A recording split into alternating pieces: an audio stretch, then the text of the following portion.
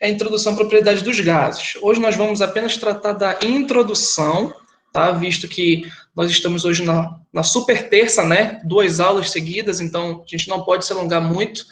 Então vamos estar avaliando somente a introdução das propriedades dos gases. Se vocês quiserem a continuação para os gases reais, aí vocês coloquem no chat quando terminar a aula, para que eu possa ver, tá bom? Então vamos lá. Por que tratar desse assunto? Porque esse assunto é tão importante, né? Vocês sabem que a matéria, como nós conhecemos, ela é composta de um número muito grande de partículas, íons, moléculas, enfim. E é preciso estudar as propriedades da matéria para ver como elas emergem das propriedades das partículas que vão formar essa matéria, tá? Então, como os gases, eles são tidos como o estado mais simples, né, da matéria, as ligações entre as propriedades das moléculas e da matéria, elas são relativamente simples de identificar. Então, quando a gente quer estudar o comportamento da matéria, a gente sempre utiliza o estudo dos gases, justamente pelo fato deles serem o estado mais simples da matéria, né? Muita gente fica com medo só quando a gente fala de gases, né? Pela matemática envolvida, pela físico-química envolvida, né? Mas eles são o estado mais simples da matéria, tá? Então a gente vai começar aqui falando a respeito da natureza dos gases. Eu vou colocar o ponteiro aqui na minha caneta para você estar acompanhando melhor. Bom, nós temos aqui 2 imagens, né? Uma bomba de uma bicicleta e um balão. Vocês já vão entender o que eu quero associar aqui com essas 2 imagens.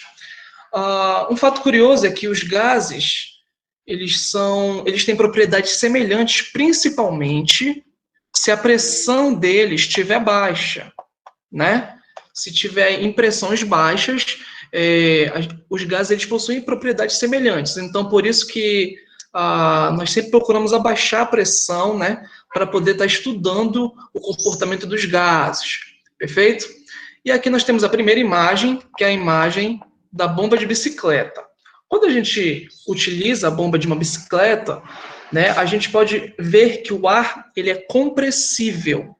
O que isso quer dizer? Ele pode ser confinado em um volume menor do que o volume original, perfeito? Ele pode ser compressível, ok? Esse ato de compressão, ele sugere que existe muito espaço livre entre as moléculas. Então, ele vai sugerir que as moléculas dos gases, elas estão muito afastadas uma das outras.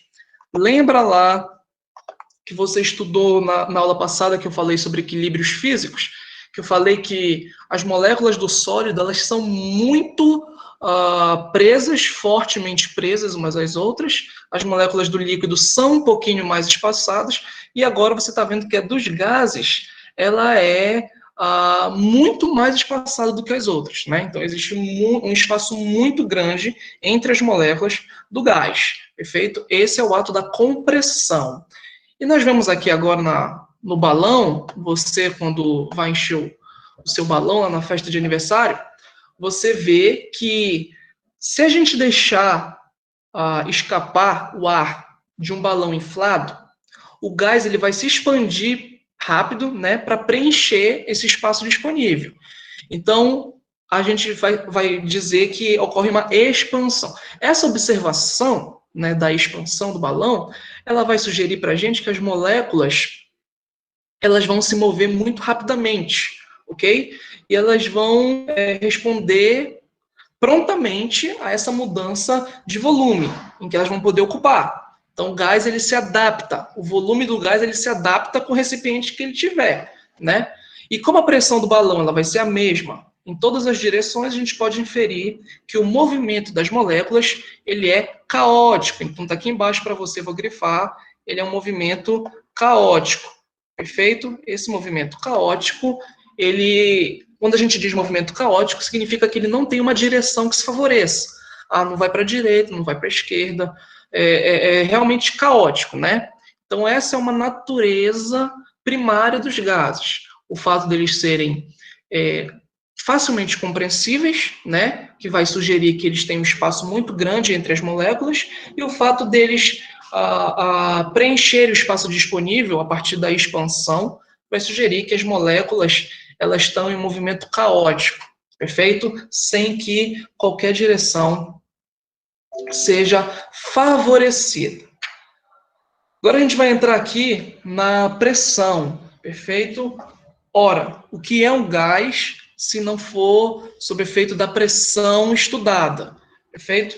A pressão que a gente fala é a força que um gás exerce sobre as paredes de um recipiente, perfeito? Você tem um recipiente aqui e a força que as moléculas do gás exercem sobre a parede do recipiente é isso que a gente chama de pressão, ou seja, a colisão das moléculas com a superfície do recipiente, perfeito? Você está vendo aqui uma imagem microscópica das moléculas se colidindo, e aqui as setas, perfeito? As setas indo em direção à parede do recipiente. Isso que nós chamamos de pressão. E tem um termo muito comum que a gente usa que se chama tempestade molecular, né? Quanto mais forte for a tempestade das moléculas sobre a superfície que ela está colidindo, maior vai ser a força e, consequentemente, maior vai ser a pressão. Perfeito? Um fato curioso: qualquer objeto na Terra, qualquer objeto na superfície da Terra, ele vai ser afetado por uma tempestade invisível de moléculas que vai atingir ele continuamente, vai exercer uma força sobre ele. Até quando a gente está em um dia aparentemente tranquilo, né? A gente está sob efeito de uma tempestade de moléculas que está colidindo contra a gente. Perfeito? Então, a pressão nós vamos calcular justamente por essa fórmula que você está vendo aí. A força, né, que é justamente a colisão das moléculas com o aparelho de recipiente, dividido sobre a área que está contido esse gás, perfeito? E a unidade no sistema internacional vai ser o Pascal, perfeito? Não vai ser o ATM, por favor, muita gente já me perguntou isso. É o ATM que é a unidade internacional da pressão? Não, é o Pascal, ok? Então você está vendo aqui como é que nós vamos utilizar a pressão. Você está vendo um cilindro, perfeito? E observa aqui essa primeira parte onde eu estou circulando de vermelho. Essa é a fórmula usual, né, da pressão. Eu vou ensinar para vocês um outro modo de calcular a pressão de um gás. Perfeito? Você está vendo que este cilindro ele tem uma área, perfeito? Uma área A, que está apontada aqui, perfeito? Ele tem uma massa e ele tem uma força. Essa força é a força que a gravidade está exercendo, perfeito? Sobre a parede da superfície. Então, por esse motivo, essa força, a gente vai dizer que ela vai ser igual a massa vezes a gravidade. Perfeito? Por esse motivo, porque está exercendo uma força contrária em direção à gravidade. Então, se você parar para analisar aqui essa fórmula matemática força sobre área, esse F ele pode ser facilmente substituído por mg. Perfeito? Porque, como eu acabei de falar, força aqui vai ser representada como a massa vezes a gravidade. Então, a pressão ela vai ser massa vezes a gravidade dividido pela área. Você lembra que a densidade ela pode ser calculada como massa sobre volume? Lembra, né? Então, perfeito. Então, eu posso dizer que se eu isolar essa massa bem aqui, e o volume passar para lá multiplicando, a massa, desculpa, vai ser igual ao volume vezes a densidade. Perfeito?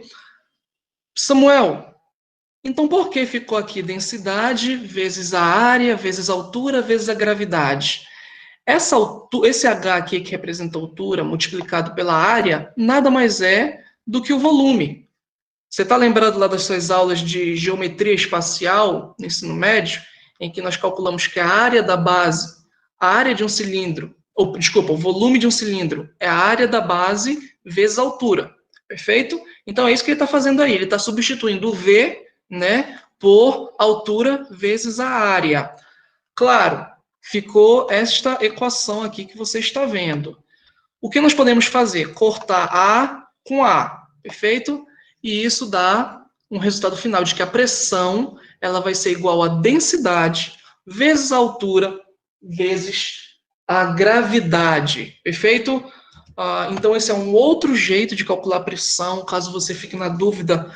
Tem uma questão lá na sua prova e você não consegue identificar a área, você não consegue identificar a força, mas você pode identificar, por exemplo, a densidade e a altura. Então você já sabe que a pressão ela pode ser calculada desta maneira também: densidade vezes a altura vezes a gravidade. Perfeito?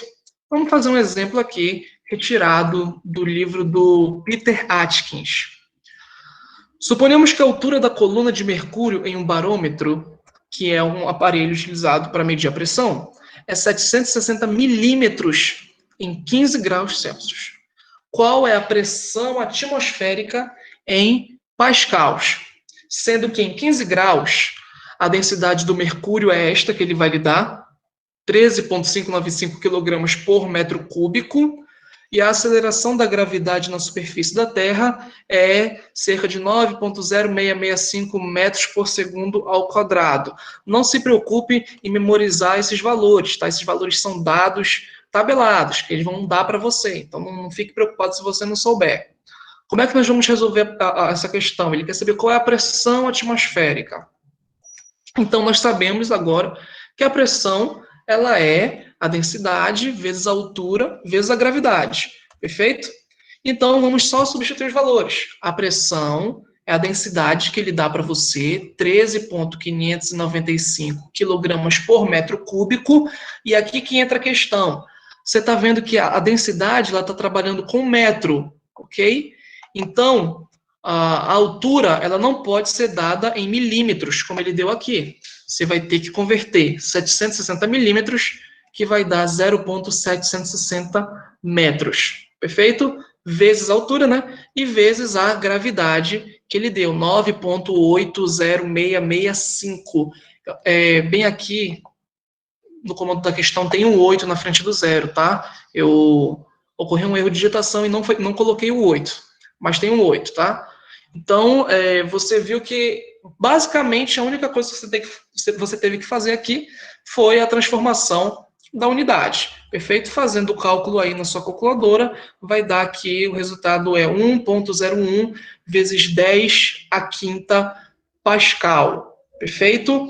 Essa é a pressão atmosférica em Pascal. E é geralmente esse o valor que você vai utilizar para fazer a conversão de ATM, que é a unidade mais comum utilizada, né, para Pascal. O ATM vai ser igual a 1,01 vezes 10 a quinta Pascal. Perfeito? Muito simples, né?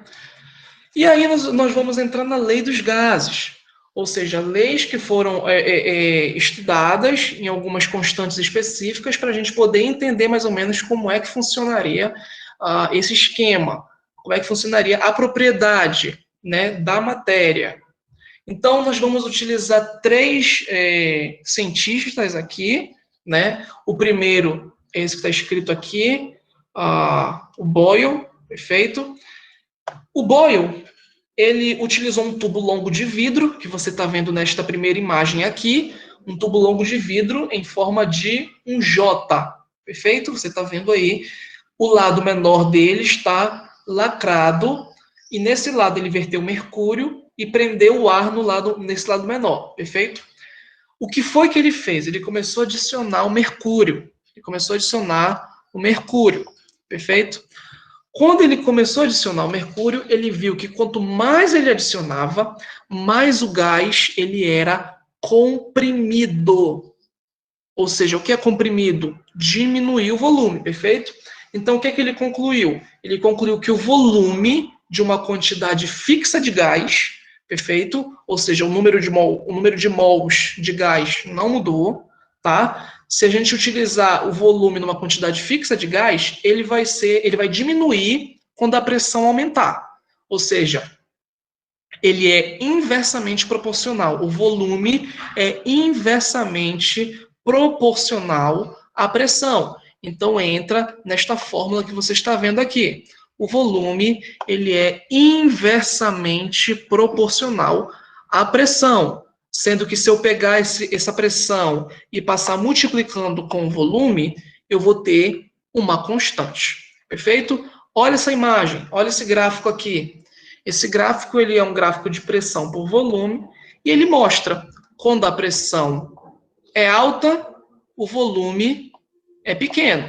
Perfeito? É um gráfico decrescente. Se a pressão está bem aqui em cima, o volume está bem aqui embaixo. Se a pressão está bem aqui embaixo, o volume aumenta para cá, para esse lado. Perfeito? Então, quando a pressão é alta, o volume ele é pequeno. Quando a pressão é baixa, o volume é grande. Isso tudo, meus amigos, ele fez com temperatura constante. Por isso que esse gráfico ele é chamado do que está escrito bem aqui, ó, isoterma. Isoterma, onde a temperatura ela vai ser constante. Perfeito? Se a temperatura não fosse constante, daria errado esse experimento. Então, se a temperatura é constante, a única coisa que nós vamos avaliar é a pressão e o volume. Então, a pressão 1 vezes o volume 1, né, já que eles são inversamente proporcionais, eles têm que estar multiplicando. Então, a pressão 1 vezes o volume 1, ela vai ser igual à pressão 2 vezes o volume 2. Ué, mas cadê a temperatura? A temperatura é constante. Então, Boyle não analisou com variação de temperatura. Perfeito? A próxima lei foi a lei de Charles, né, que também teve a participação de Gay e Lussac. Tá?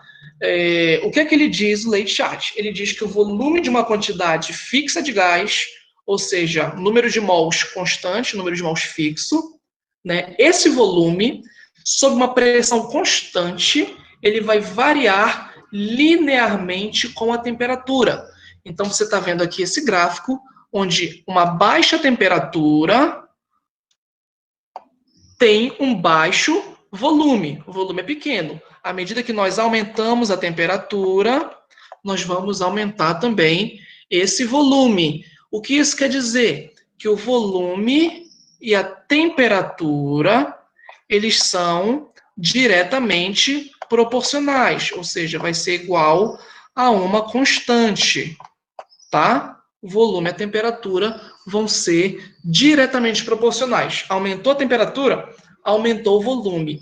E aí ele fez esse mesmo experimento com a pressão e a temperatura e deixou o volume constante.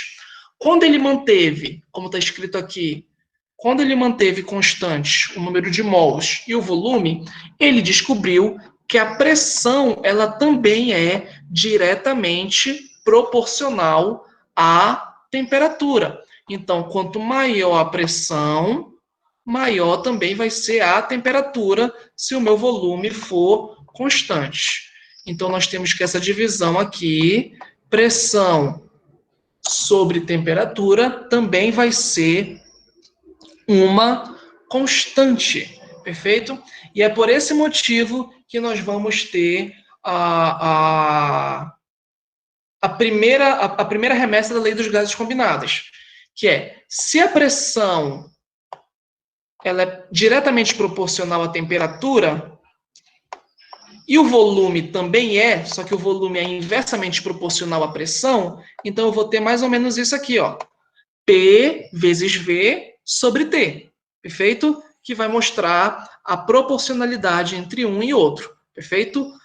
Pressão e temperatura, diretamente proporcional. Volume e temperatura, diretamente proporcional. Pressão e volume, inversamente proporcional, ou seja, aumenta um, diminui o outro. Não esqueça disso, porque isso é a base cerne para você entender o resto das propriedades dos gases. Perfeito? E por último, nós temos aí o nosso amigo Avogadro, né? Esse cara lindo que está aparecendo aí na tela para você. ele deu a contribuição com relação ao número de mols, né? Ao volume por mol, ao volume molar. E o que é que ele disse? Tá, eu reescrevi aqui o que ele disse. Nas mesmas condições de temperatura e pressão, um determinado número de moléculas de gás ocupa o mesmo volume, sempre, independente da identidade química, independente da fórmula química, independente dos elementos que componham essa molécula. Se tivermos uma condição de temperatura e pressão, ele sempre vai ocupar o mesmo volume. Que volume é esse nas CNTP? Ou seja, na condição normal de temperatura e pressão, né? CNTP. É este que está logo abaixo. 22,41 litros por mol. Então, cada mol de um gás, se ele tiver na CNTP, ou seja, se ele tiver a 0 atm, a 25 graus, vai ser 22,41 litros por mol. E aí ele percebeu esta associação, que o volume por mol é o volume do gás dividido pelo número de mols que ele tem na composição. Perfeito? Esse é o volume molar. O volume molar é o volume do gás dividido pelo número de mols que ele vai exercer aí. Perfeito? Essa lei dos gases, a gente obteve, lembra que a gente obteve lá que a pressão, né, e o volume, eles são inversamente proporcionais. E nós já vimos que o volume, ele é diretamente proporcional ao número de mols, perfeito, e à temperatura. Ok? Tudo isso vai ser igual a uma constante. Se nós passarmos isso que está dividindo, multiplicando para o outro lado, nós vamos ter essa equação aqui em cima, que é conhecida como a equação do gás ideal. PV é igual a uma constante vezes NT, ok? NT, no caso, é o número de mols vezes a temperatura. Essa constante é uma constante universal, perfeito? E nós vamos chamar ela de R, tá? É uma constante universal, vai ser sempre o mesmo valor para qualquer gás. Por quê? É uma constante, né? Então essa constante não muda, perfeito? Então vai ter sempre o mesmo valor para qualquer gás. Esse valor é este aqui, 8,314, se nós estivermos trabalhando com kelvins, perfeito? Se nós estivermos trabalhando com Kelvin, Joule por Kelvin, tá? Aqui embaixo, essa tabela que você está vendo aqui, são os diferentes valores do R, tá? Para diferentes escalas de pressão. Por exemplo, em ATM, que é o primeiro, você está vendo que é outro valor. O segundo é em bar, é outro valor. O terceiro em Pascal é outro valor, tá? O último lá que é em Torr também é outro valor. Então, essa tabela também não é obrigada você memorizar, mas é só para você saber. Cada vez que você trabalhar com uma unidade de pressão diferente, né, ou você converte, né, para joules por Kelvin mol, ou você olha na tabela e utiliza o valor que está com a pressão. Se for em ATM, você usa o primeiro, 8,20574 vezes 10 menos 2. Enfim, se for em bar, você usa o segundo, e assim por diante, tá? Isso é o que nós chamamos de gás ideal. Gás ideal é o gás que obedece a essa primeira equaçãozinha aqui, ok? Essa lei dos gases, ela é o exemplo de uma equação de estado, ok? Que ela vai relacionar pressão, ela vai relacionar temperatura, volume e a quantidade, que é o número de mols, né? Um gás hipotético, ideal, ele vai obedecer todas essas leis. Os gases reais, ok? Que não é ideal, nem sempre eles vão obedecer a essa lei dos gases. Quando é que fica mais fácil dos gases reais obedecerem aos gases ideais? quando nós estamos trabalhando com pressões baixas. Perfeito? Quanto mais baixa a pressão, maior é a precisão dessa lei dos gases, desse PV-NRT, para você estar utilizando. Maior é a precisão de um gás real se parecer com o gás ideal. Perfeito? E aqui você está vendo aqui, ó, que o gás real ele vai ser um exemplo de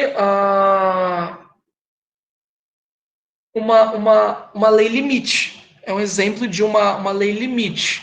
Ou seja, só é válida quando a pressão tende a zero, né? Você que está aí aprendendo limite, daqui a pouco tem aula da Ana Paula, né? Você está vendo que essa lei dos gases, ela é uma lei limite. Ou seja, ela só é válida para um gás real quando a pressão, quando esse P, ele vai tender a zero. Perfeito? E aqui do outro lado você está vendo que quando nós vamos trabalhar com mudanças do gás, né? Se você passar o N1T1 dividindo, ele vai ficar mais ou menos assim, ó. P1V1, N1T1 é igual a R.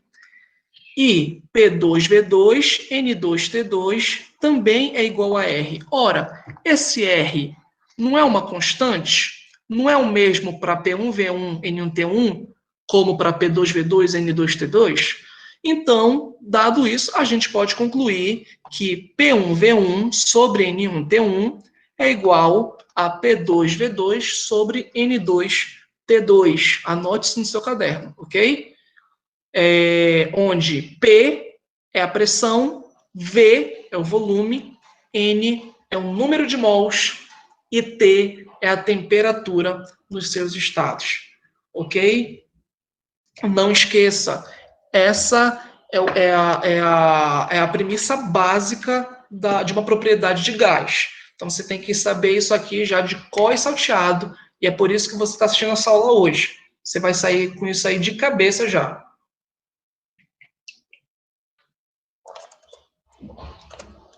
Vamos fazer um exercício para você conseguir visualizar isso na prática, né?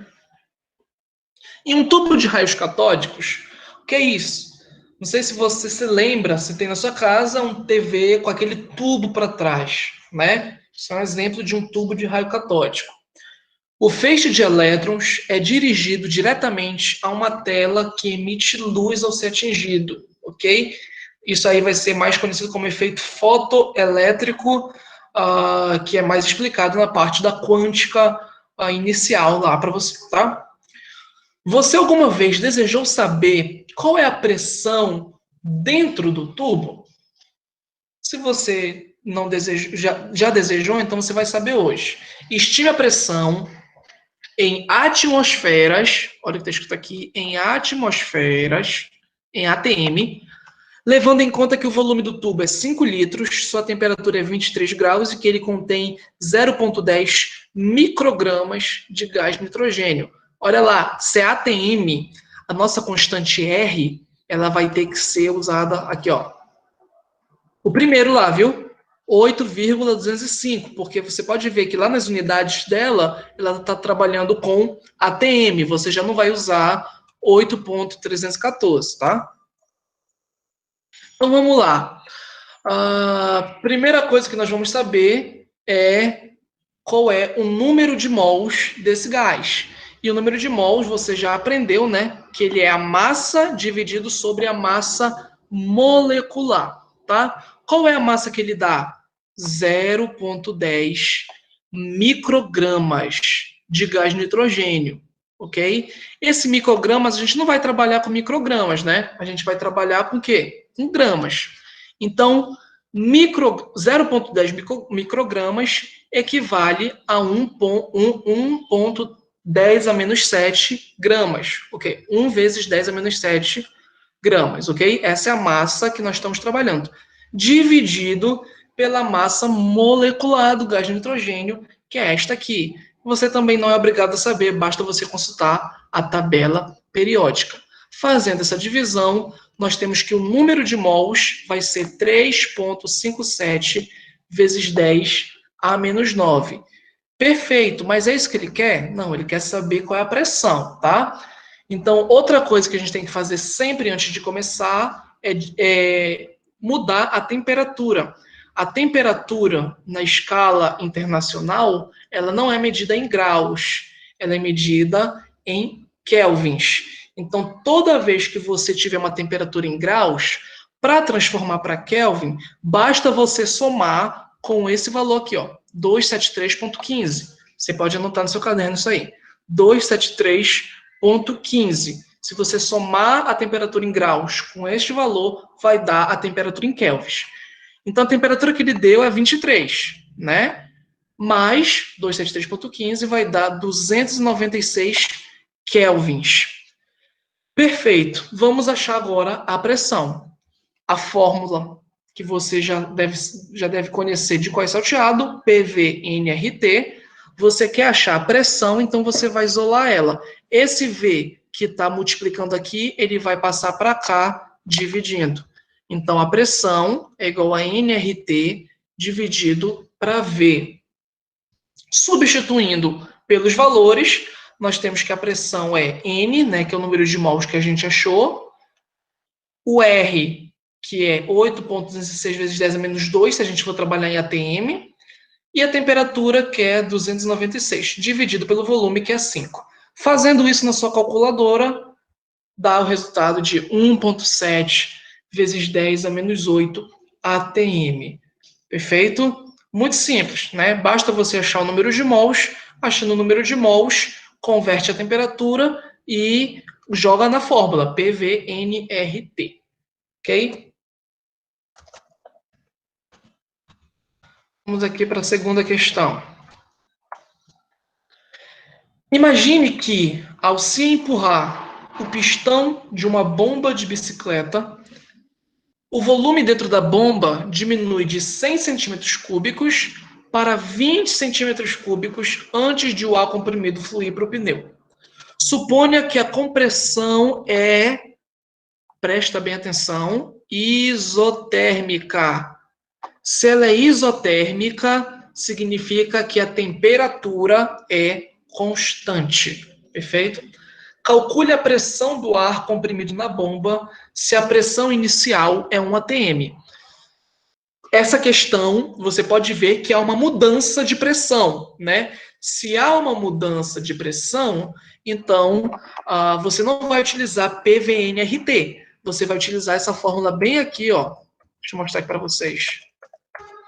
Esta bem aqui, essa última aqui, onde está a seta agora, tá? P1V1N1T1 é igual a P2V2N2T2, porque é a mudança das grandezas, perfeito? Se houver mudança das grandezas, você já sabe que é isso que nós vamos utilizar, perfeito? Então, você está vendo aqui, ó, P1V1N1T1 é igual a P2V2N2T2.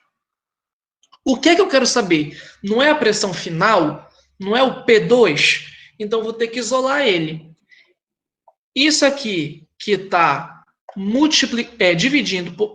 dividindo embaixo, vai passar aqui para cima, multiplicando. E isto aqui, o V2, que está aqui em cima, vai passar aqui para baixo, multiplicando pelo N1T1. Perfeito? Vai ficar desta forma que está depois da seta. P2 é igual a P1V1N2T2, né, que passou multiplicando, dividido para NUT1 vezes o V2 que passou aí dividindo. Perfeito? Gente, presta atenção. Não é isotérmica. Se ele já falou que é isotérmica, T1 vai ser igual a T2. Então você pode cortar isso aqui. Perfeito? Ele diz aí que a quantidade do gás mudou. Se a quantidade do gás não mudou, então N1 também vai ser igual a N2, pode cortar, tá? Então nós temos que P2 vai ser P1 vezes V1 sobre V2. E aí, meu amigo, basta substituir os valores. P2 vai ser igual a P1. Quanto é P1 que ele disse? Ele disse que a pressão inicial é 1 atm. Então, P1, 1 atm.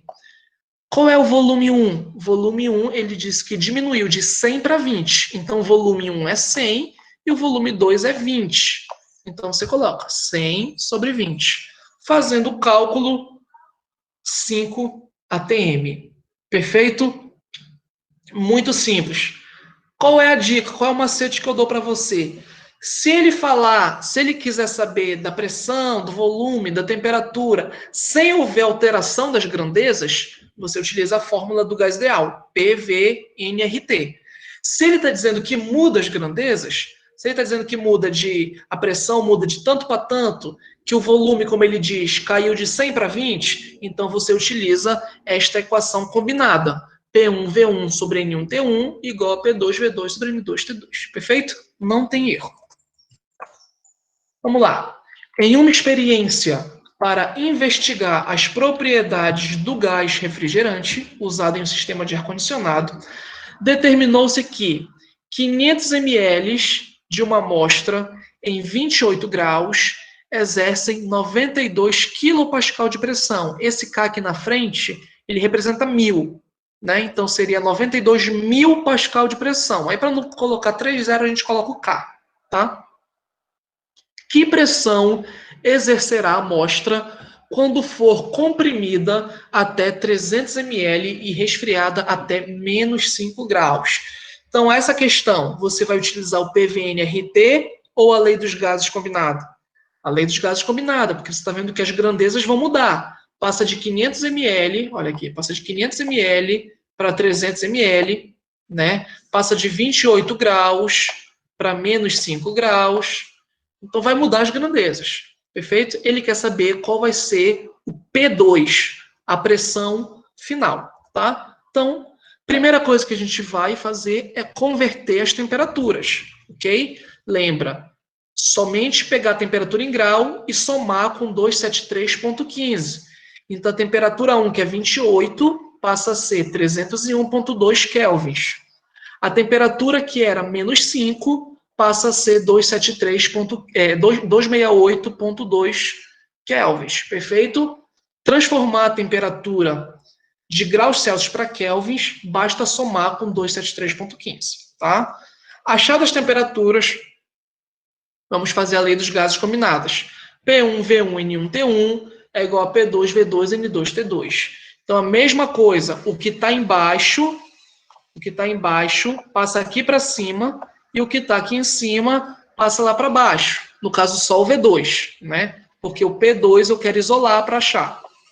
Então, vamos lá. O P2 vai ser igual a, repete, P1V1N2T2 dividido para N1T1V2. Gente, ele diz que houve alteração na quantidade do gás.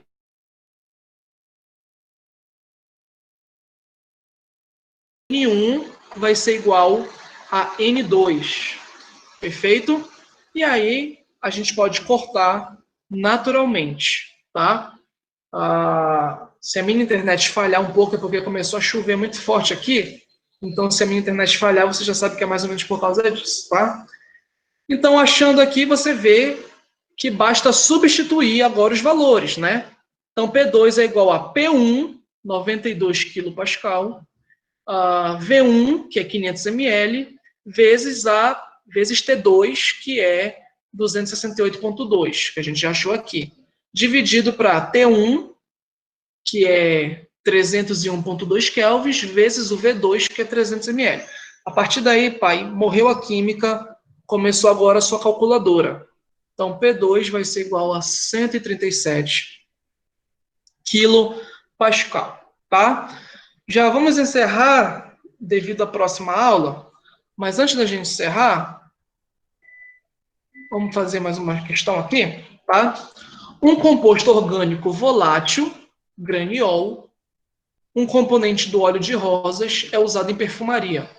A densidade do vapor em 260 graus e 103 torr, olha aqui, ó, 103 torr, perfeito? Se é 103 torr, a gente vai utilizar o R na medida que tiver o torr. Vou até buscar aqui para mostrar para você. Vamos lá ver. Aqui, ó.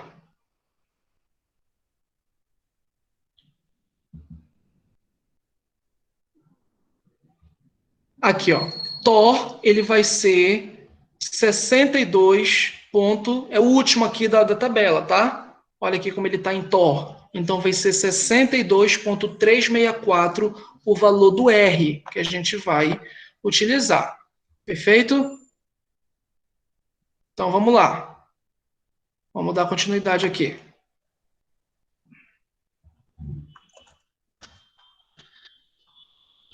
Então ele diz que a densidade do vapor em 260 graus e 103 torr é 0,480 gramas por litro. Qual é a massa molar do geraniol, tá? Então a primeira coisa de praxe, converter o graus para kelvins. Então pega o graus, soma com 273,15, vai dar 533 kelvins, tá? Perfeito. Houve mudança de grandeza? Não. Então a gente vai utilizar o PVNRT, tá? Que muita gente chama de PV Norte. Então vamos lá. Qual é a massa molar dele?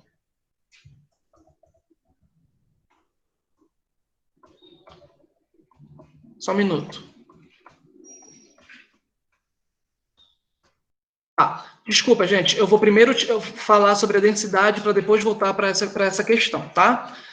A densidade dos gases, a gente vai utilizar a mesma fórmula, tá? Para tudo. A gente só tem que ter a noção de 3 formulazinhas que a gente aprendeu lá no ensino médio. A primeira é esta aqui, que eu já vi anteriormente, que a densidade é a massa sobre o volume, ok? Que a massa é o número de mols vezes a massa molecular, perfeito? E que o número de mols, ele pode ser escrito como PV sobre RT, né? Se você pegar lá o PV NRT e isolar o N, o RT que está lá vai passar dividindo o PV, que vai ficar dessa forma aqui, tá? Então, como é que nós calculamos a densidade dos gases? Vamos lá. A densidade, ela é a mesma coisa que a massa pelo volume, certo? Tá aqui, massa pelo volume. Só que essa massa, como a gente está vendo aqui na equação número 2, tá? Vou só numerar aqui para você não se perder. Na equação número 2, essa massa ela pode ser número de mols vezes a massa molar. Então, eu vou substituir para número de mols vezes a massa molar. Isso aqui sobre o volume. Só que esse número de mols, você está vendo aqui na equação número 3, que ele pode ser PV sobre RT. Então, nós temos que PV sobre RT vezes M é igual a V. Perfeito? O que você pode fazer aqui? Cortar este V com este V, né? E aí, nós vamos ter que o P multiplicado pelo M, ou seja, MP é igual, sobre RT, vai ser igual a densidade.